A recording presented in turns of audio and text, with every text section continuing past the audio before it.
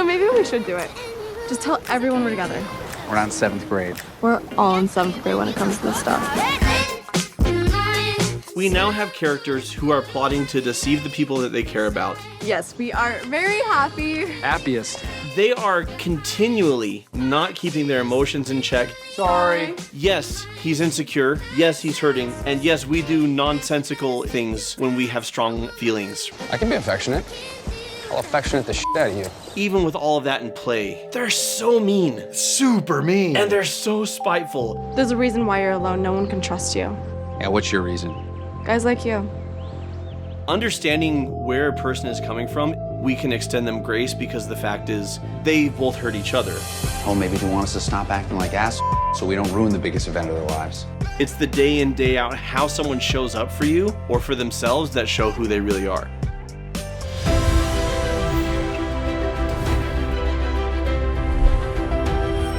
Hello everyone and welcome to Cinema Therapy. I'm Jonathan Decker, licensed therapist who loves movies. This is Alan Seawright, a professional filmmaker who needs therapy largely because I watched this movie. Oh my gosh! We are going to be doing movie couples therapy on Anyone But You, which, like most dumpster fire romantic comedies, was exceptionally popular. He did not just... Did you just say that? Okay, to be fair... I don't know if that's true. No, I did that for dramatic effect. The fact is...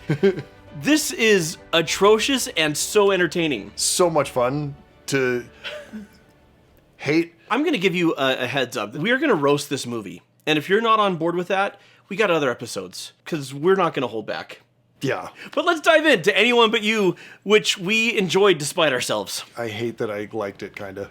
Okay, so they had a wonderful meet cute with a rude barista and her having simulated intimacy with a hand dryer in the bathroom while drying her pants. And toilet paper stuck to a shoe, that's always funny. I don't know this guy. And he made her grilled cheese, Great. and then they cuddled all night. And she's talking to her friend, then she left. And also, abs. Totally stole that from Honest Thanks, Trailers. Honest Trailer guy. We're gonna be late. What's up, Pete? No way, you cooked? That girl you blew me off for stayed over? He asked me out, and then I kind of asked him out, and then we just walked around the city, and we fell asleep talking. I left before he could wake up. I don't know why. Why did I? What the am I doing? Okay, I love you. Bye. I'm so sorry I woke you up. I didn't. This whole thing is so new to me. Bye. So at this point in the movie, it doesn't make any sense. You got cheese and bread. Yeah. You didn't miss one ingredient. See, that's the type of stuff. Why you got the giant wrench? You told her about your mom, bro? You don't tell nobody about your mom. Dog, you in love, man.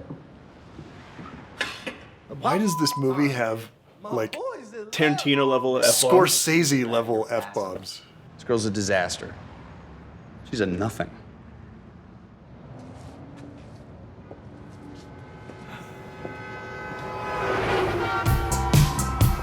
Okay. I do kind of love all the little quotes from Shakespeare, because this is Much Ado About Nothing. It's Much Ado About Nothing. I don't know if you caught that. I would much rather be watching the Joss Whedon version. All problems with Joss Whedon aside, that's a delightful movie. It is a much better version of this. The Ken Branagh one with Keanu Reeves in it. And Denzel. So good. And Emma Thompson. Yeah, I get it. I had rather hear my dog bark at a crow than a man swear he loves me. So this was my first indicator. I'm like, oh, I'm going to hate these people. She did a stupid thing and it didn't make sense. And he's a jerk and it doesn't make sense. I didn't hate her. I was scratching my head at why she had this wonderful night with this guy who treated her really well and they had this great connection and she just bounces. And it's not even like if you'll forgive the expression, a hit it and quit it. They don't even have sex. No, they didn't even hit it. They fall asleep talking, wake up clothed, and she leaves. And the fact is, she didn't even see what type of breakfast Sammy's he was going to make. He was going to do the same thing as last night, but with eggs. Grilled cheese and eggs. Yeah. All three ingredients. So we learn later on why she does what she does. But with him, like, yes, I get it. He doesn't want to look bad in front of his bro. But if you want me to dislike a male character, have him be an ass to or about a woman to save face with his friends. Yep. And I'm like, oh, I already hate him. If B and Ben want to make this whole relationship work, they're probably going to need some couples counseling. Yeah, and their families are probably going to need some family therapy after all that they put them through. Maybe they could have used BetterHelp. Funny you should mention that because this episode is sponsored by BetterHelp. BetterHelp connects you with a licensed therapist who is trained to listen and give you helpful, unbiased advice. To get started, click the link below or go to betterhelp.com/cinematherapy to fill out the questionnaire to assess your specific needs. You'll get matched with a therapist in most cases in 48 hours or less. And they're committed to helping you find a therapist who's a good fit for you. Good fit, not hot girl fit. Not hot girl fit. BetterHelp has a network of over 30,000 therapists with a wide range of expertise. So you can easily switch to a new therapist at no additional cost if the one you're first matched with is not a fit. Or doesn't know how to grill a cheese sandwich. Therapists don't need to do that. They don't. And you can choose a time that's convenient for you for your therapy sessions. And you can also choose how you want to do your therapy sessions. A phone call, video chat, even through messaging. But will they sing you your Serenity song? Probably not, but never say never, I guess. What is your Serenity song, by the way? Enter Sandman by Metallica? Mine is Anything by Barry Manilow. Or Tom Jones. Over 4 million people have used BetterHelp to start living a healthier, happier life, and you can too. If you think that you might benefit from therapy, click the link below or go to betterhelp.com/cinematherapy. You'll get 10% off your first month of BetterHelp so you can connect with a therapist and see if therapy helps you. 6 months later. Meet my sister. This is Pete, Claudia's brother. Nice to meet you. And Ben. Ben. Oh. This is Ben. We all grew up together. Hey. Yeah. You two know each other? Yeah, we met. Barely. Wow, that's so random. I'm gonna go grab a drink. Door's that way if you're looking to sneak out. I know that's your thing. Oh, yay. Disaster. I am a disaster. Away from this. Yeah. Okay. So you a lawyer yet? Why? Do you need a defense attorney? I'm just curious how you passed the class on ethics and not bailing on people. Sheesh. Jerk who B got with when she was on her break from Jonathan. No way. So B's the coffee girl who ghosted him? I thought she looked familiar, but I don't see faces, I just see souls. At least he knew. See? Again, Good for you. shouldn't work. Buy your broomstick. I'll send you an invite. You still live at 28 Boy Lane? You do remember, so it did mean something to you. You'll always be my rock bottom. The night I spent with a Ben. Did she just call him a You think they're gonna physically fight? Or It's a fine line. Let's just get through tonight It with isn't. them, okay? It's Well, not. she's your sister. I'm sure the relationship won't last long. She's your friend. I question why they're even together. Then I'm gonna get a drink and toast to never seeing you again.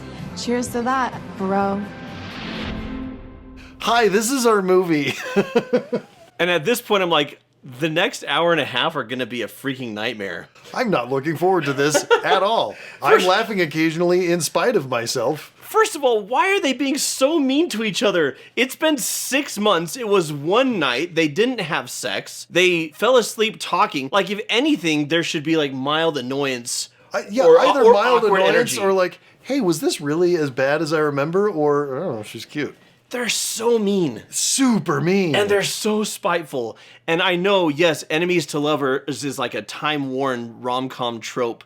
But right now, I feel a lot like Michael Clark Duncan in The Green Mile when he says, Mostly I'm tired of people being ugly to each other. well, then there's another thing. The moment she says, I am a disaster, she reveals to him that she overheard him. This exact moment, he should go, oh. I'm sorry. Like, he should be accountable. There should be an accountability conversation, an apology conversation. I didn't mean it, and I was being a jerk, which we get later in the film, but it should happen here. But then we'd be deprived of 90 minutes of Shakespeare on Skinamax. Claude told me you dumped him. Did you sneak out on your wedding day? Wow, you are a child. It's a pretty long flight. Do you want anything from the front of the boat? Hot cookie, eye mask, pajamas, last 10 years of your life? No, thank you. I'm all good on creatine and small dick insecurity. Nothing small about me. What the? That guy instantly becomes my favorite character in the whole movie. He's the only one who is responding correctly to these ass. Nothing to get your audience to root for these people like having your male lead class shame your female lead. And your female lead body shame your male lead. Yep. Can't wait to see these crazy kids get together. Oh boy, it's just written in the stars. You know why I think this movie would actually be really good on a date? Why is that? Is because you can't help but feel superior in comparison. Like This is a great date movie. Whoever you're Because on you a date come out with- of it, no matter what, you look at each other and you go, oh, we're not that bad. Yeah, exactly. My Black Hawk helicopter parents have been trying to get us back together for the past 4 months. They flew him halfway across the world to your sister's wedding? That's some deep op shit. They came to play. That's my parents. They think I'm throwing my life away. Black Hawk Helicopter Parents is a line that should be great, and it doesn't work for some reason. I'll see you later. Honestly, parents meddling on this level in their single daughter's life is the most believable part of this movie. Tell everyone together. Like, I know it sounds horrible, but I've met That those parents. problem for me, and that problem for you. So let's pretend that we are actually in love, is what she says. I don't have a problem. You clearly want Margaret. No, I don't. Yes, you do. I saw the way you looked at her last night, and I know she broke your heart. She sees you're with me. She wants what she can't have, and then bye-bye, Crocodile Jack. There's no way we can convince anyone we actually like each other. Yeah, you're right. I know. You know, I still think about that night we spent together. Shut up. No, I'm serious. You know, this could be kind of fun. We're at a wedding, a million miles away from home. Who knows what could happen under the cover of a masquerade?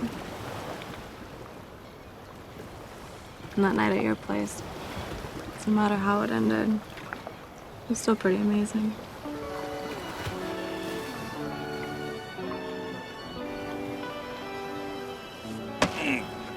Convincing enough?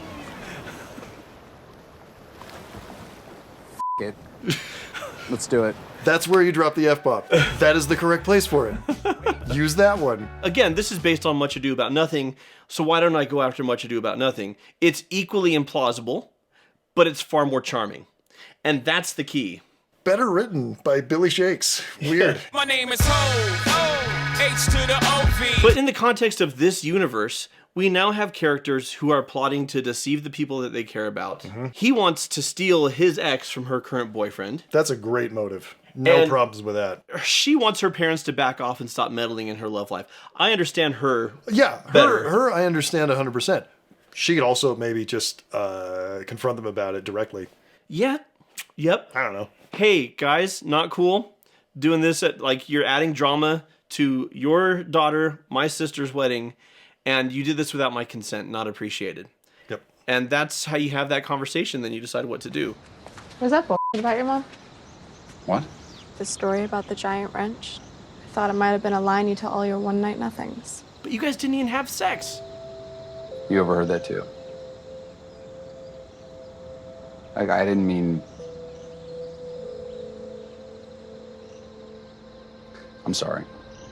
Thank you. And it wasn't a line. Thanks for being so nice to my dad.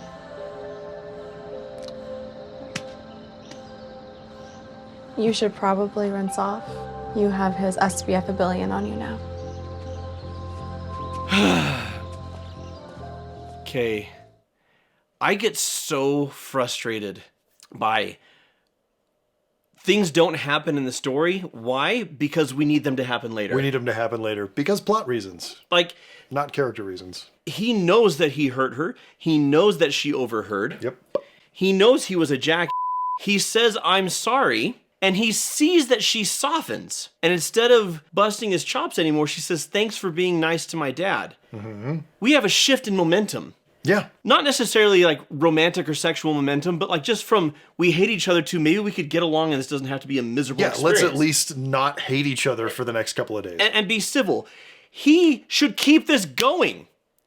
This is the moment for him to say, hey, the things that you heard me say, I was hurt when you left. And I didn't want to look like an idiot in front of my friend. And that was a stupid jerk thing for me to do. And I'm sorry. I'm sorry that I said it. I'm especially sorry that you heard it and that it hurt you. And I was completely out of line. And he already knows that if he did that, it would go well. Because he just said the words, I'm sorry. And it went well. And instead, he just like lets it be. Why? because the plot needed to happen. And here's what I want to know from those who watch the movie, because maybe we're missing it. Is there a in-character, in-universe reason for him not to follow through and be fully accountable right here? Because I'm not getting it. Gonna do the line? It's king of the world. You're king of the world.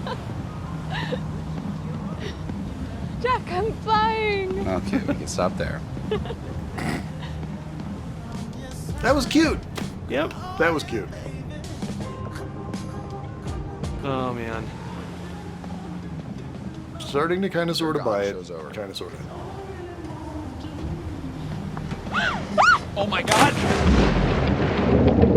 So now they're selling, like, he dives in after her, and the idea is that what he does here shows who he truly is, and where his heart truly lies and with whom it lies, and that's all fine and well. But how he chooses to act also matters. Yeah. And he's been a douche rocket for an hour and a half. Yep. And so, yeah, we have this moment where we see who he really is, but, like, that's the thing. If we pattern our lives after these sorts of movies, we're always waiting for those big moments. Right. Yeah, you're waiting for the grand romantic gesture. And that the big moment cancels out all of the patterns of behavior. Right. And the difference between real life and romantic comedies is, in romantic comedies, you have an hour and a half, sometimes 2 hours, to establish drama, to create a hook, and to have a turn that makes it this big entertaining journey. Sure, yeah. Real life doesn't work like that.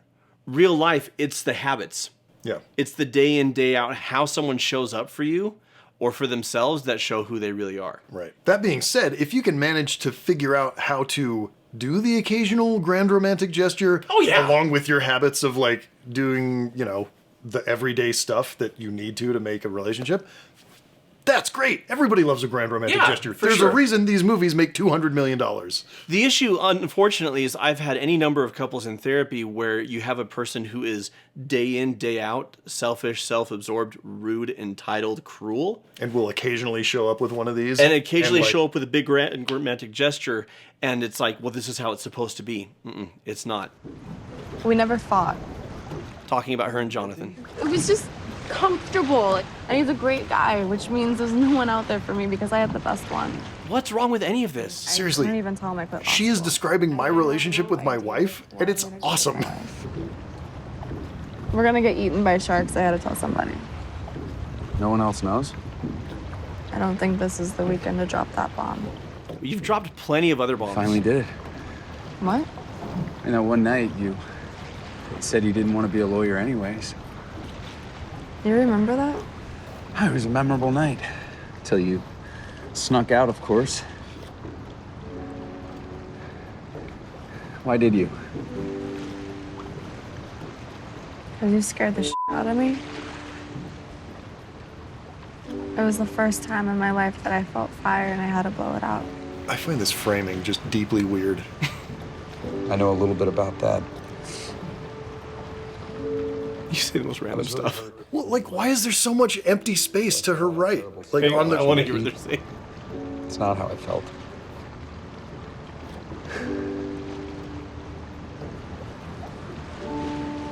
Look at us. Just a couple of up people floating in the middle of the harbor. So he told her that what she Promise me overheard, if we make it out alive, go see that from dry land. he didn't mean it. Pretty killer view from here. I have no notes on this conversation. I actually think this is the most beautiful scene in the movie of ownership, of humility, of forgiveness, of understanding, and recognizing something that we talk about a lot, which is understanding where a person is coming from is not the same thing as condoning behavior. Right. But when we understand where a person's coming from, we can extend them grace because the fact is they both hurt each other. Mm-hmm. They both, you know, from a place of pain, that very first interaction that hurt them so badly that it spread throughout the whole movie. Again, my real problem with this scene is that it should have happened an hour ago. Yeah. You know? Like in real life. But then we wouldn't have had the movie. And then vulnerability leads to connection. You're faking it. I don't even know what's real anymore. Everything I do just feels like a mistake.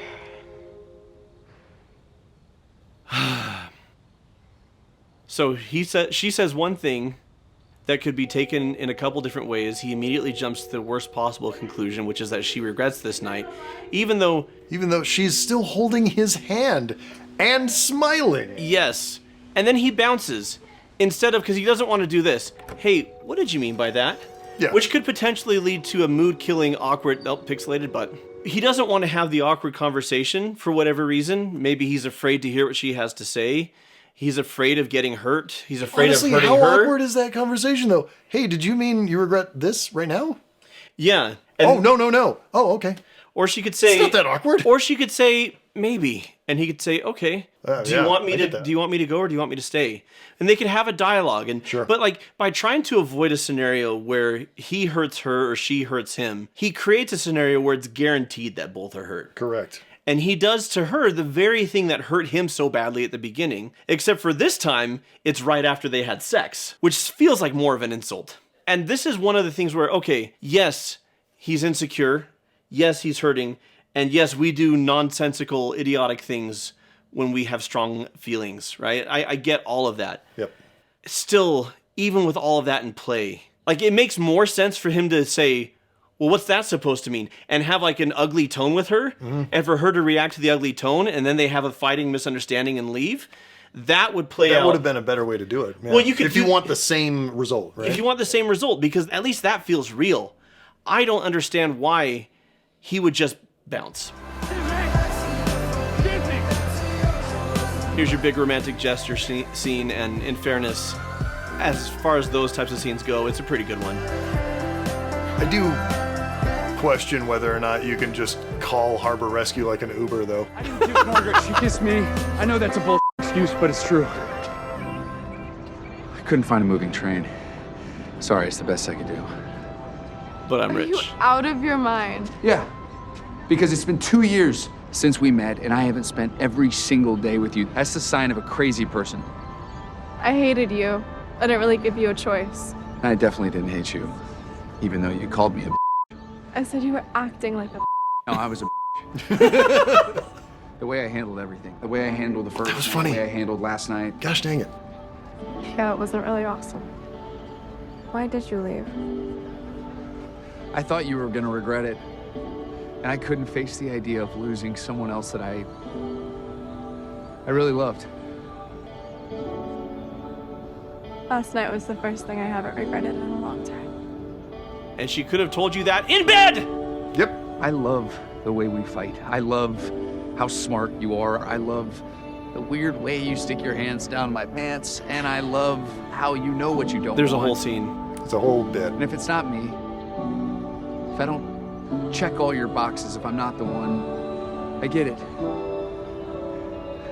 That would really suck.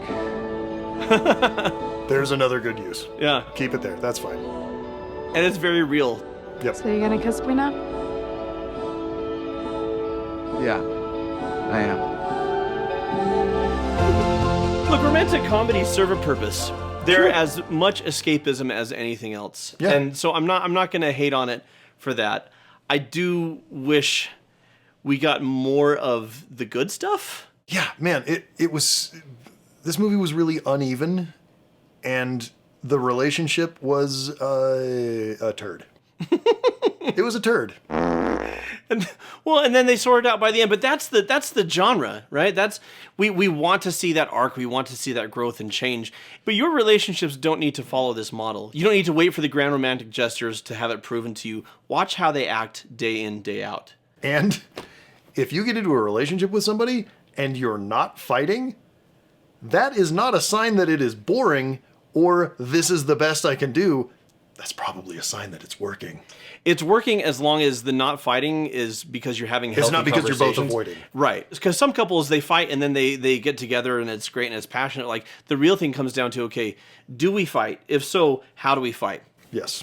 Are we mean and cruel and petty and vindictive with one another?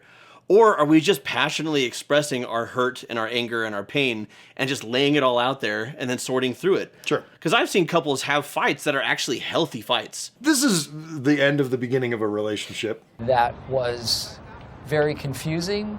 What do they do to make a healthy relationship going forward that we don't get to watch because apparently that wouldn't be good cinema. They need to create new patterns because we've seen outliers of healthy behavior. We've seen outliers. We've seen a couple scenes that are really good. Yeah. Of this vulnerability of being honest, of being open, of taking responsibility, of extending grace and forgiveness to one another, of seeing the real person and letting the guard down, like all of these things. But the habitual behavior is small-minded and petty and crotch slapping and putting your own pain before the well-being of everybody else in your life. Mm-hmm. And that type of behavior is going to kill this unless they turn it around. Okay. And so what I would advise them to do is I'd be like, okay, guys, look at these moments. You've already seen that you can create something healthy together. How do we keep that momentum going? Right. How do we create new neural pathways, new habits, instead of what we saw for most of the runtime of this? That's what I would do. Okay. Well, there you go. Anyone but you. Any movie but this one. So until next time. You got the cheese and the bread, bro. You got both ingredients. Why are you so out of breath? You're hot girl fit. And watch movies. Maybe not this one. We want to thank our patrons for all the love and support. If you're not on our Patreon, you're missing out on so much exclusive, awesome stuff. We want to thank folks like Shar the Heretic, or Shart Heretic. Yep. I'm not sure which one. You've got options with the name Grace, Cozy Wazzy, Esther, Amy Vader. Amy Vader. The most terrifying of all the Sith Lords. Amy Vader. Vader. We love you. Thank you.